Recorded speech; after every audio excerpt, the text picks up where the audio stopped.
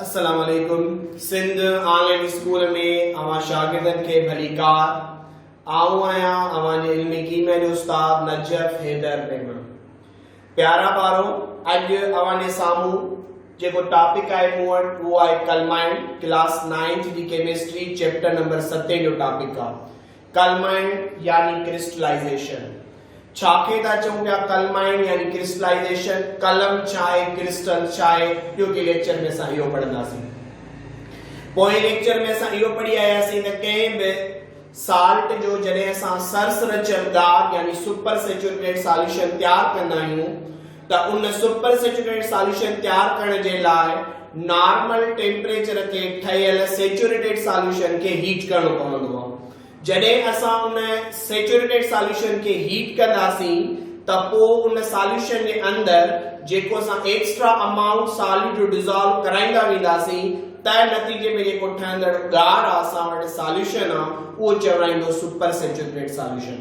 हाणे जॾहिं असां उन सुपर सैचुरेटेड सॉल्यूशन खे थधो कंदासीं नॉर्मल टेम्परेचर ते त पोइ उन जे अंदर जेको असां एक्स्ट्रा अमाउंट सॉल्यूट जो डिसॉल्व करायोसीं उहो सॉलिड जी सूरत में वापस ॿाहिरि निकिरी ईंदो जेको असुल में हूंदो क्रिस्टल जी सूरत में। ऐं इन सॼे प्रोसेस खे असां सॾींदासीं क्रिस्टलाइजेशन यानी कलमाइन। मिसाल पिया वठूं असां त कॉपर सल्फेट जो साल्ट खणूं था CuSO4 कॉपर सल्फेट जेके असां सिंधीअ में नीरो तूतियो पिण सॾींदासीं यानी बिलू विट्रोल। हाणे चए थो त जॾहिं असां इन कॉपर सल्फेट जो सुपर सैचुरेटेड सॉल्यूशन तैयार कंदासीं त नॉर्मल टेम्परेचर ते ठहियल कॉपर सल्फेट जे सॉल्यूशन खे हीट कंदासीं।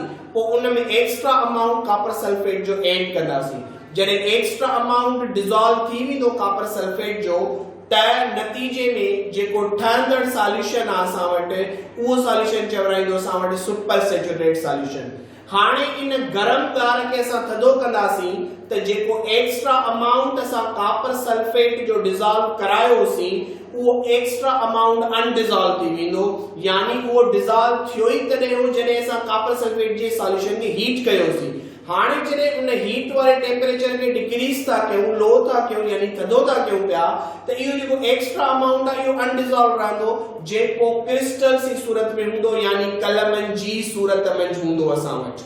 त यानी इन नमूने सां उन ठहंदड़ शइ खे असां क्रिस्टल यानी कलम सॾींदासीं। हाणे चए थो त जॾहिं असां उन सॉल्यूशन खे थधो कंदासीं त कुझु वाटर जा अहिड़ा मॉलिक्यूल्स आहिनि जेके उन साल्ट जे अंदर रहिजी वेंदा। जिन वाटर जे मॉलिक्यूल्स के असां सॾींदा आहियूं water of crystallization. Water of crystallization copper sulphate जे सॉल्यूशन के जॾहिं असां थधो कंदासीं त उन कॉपर सल्फेट जे अंदर असां वटि 5 मॉलिक्यूल वाटर जा अंदर रहिजी वेंदा ऐं ॿाहिरां सॼो सॉलिड। हाणे इहो असुल में जेके वाटर जा मॉलिक्यूल आहिनि इहे इन जी कंपोजिशन में अंदर असां वटि हाइड्रेट थियल हूंदा आहिनि। बज़ाहिर त जेको सॉलिड नज़र ईंदो आहे असांखे उहो ड्राई नज़र ईंदो आहे पर उन जे अंदर वाटर जा मॉलिक्यूल मौजूद हूंदा आहिनि जिन खे असां वाटर ऑफ क्रिस्टलाइजेशन सॾींदासीं कॉपर सल्फेट पेंटाहाइड्रेट। इन नमूने सां कॉपर सल्फेट खां अलावा जेको भी साल्ट खणण चाहियूं हर एक साल्ट के पंहिंजी कैपेसिटी आहे त उन जे अंदर केतिरा वाटर ऑफ क्रिस्टलाइजेशन जा मॉलिक्यूल्स जेके मौजूद हूंदा आहिनि। त यानी इन अमल खे सॾींदासीं असां क्रिस्टलाइजेशन यानी कलमाइन। उम्मीद पियो कयां त तव्हांखे अॼोको लेक्चर समझ में अची वियो हूंदो। Thank U very much.